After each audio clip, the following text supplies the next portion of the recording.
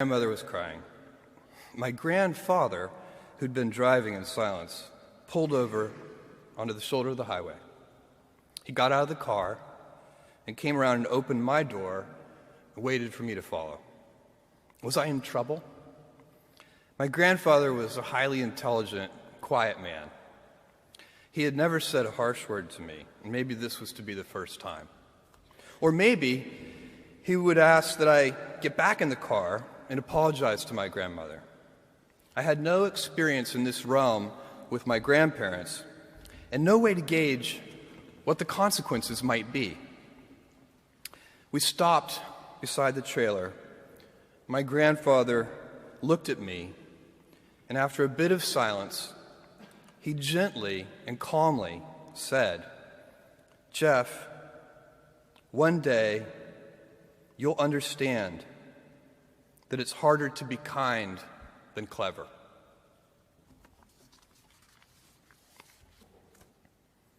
What I want to talk to you about today is the difference between gifts and choices.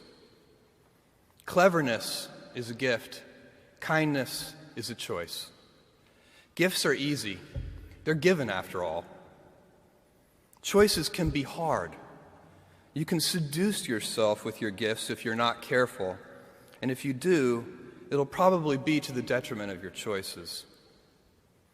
This is a group with many gifts. I'm sure one of your gifts is the gift of a smart and capable brain.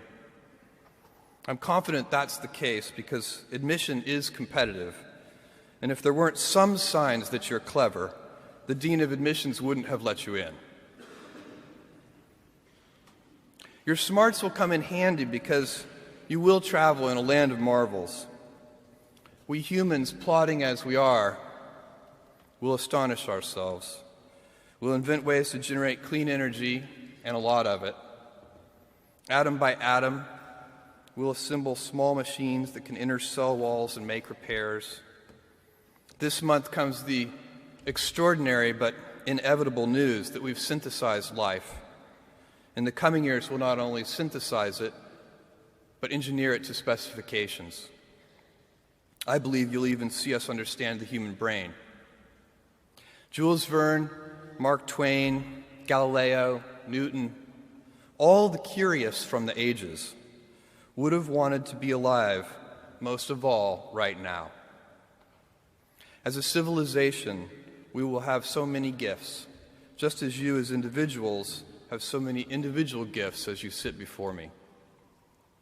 How will you use these gifts? And will you take pride in your gifts or pride in your choices?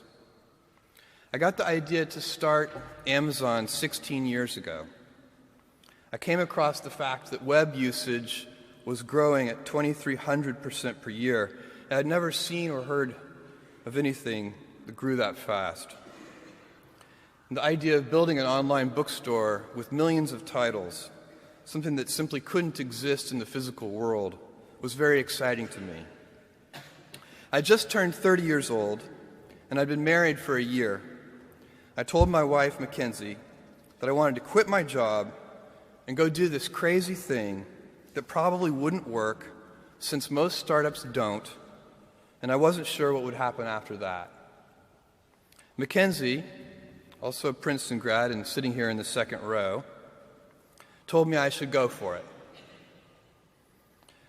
As a young boy, I'd been a garage inventor. I'd invented an automatic gate closer out of cement-filled tires, a solar cooker that didn't work very well out of an umbrella and aluminum foil, baking pan alarms to entrap my siblings. I'd always wanted to be an inventor, and she wanted me to follow my passion. I was working at a financial firm in New York City with a bunch of very smart people, and I had a brilliant boss I much admired.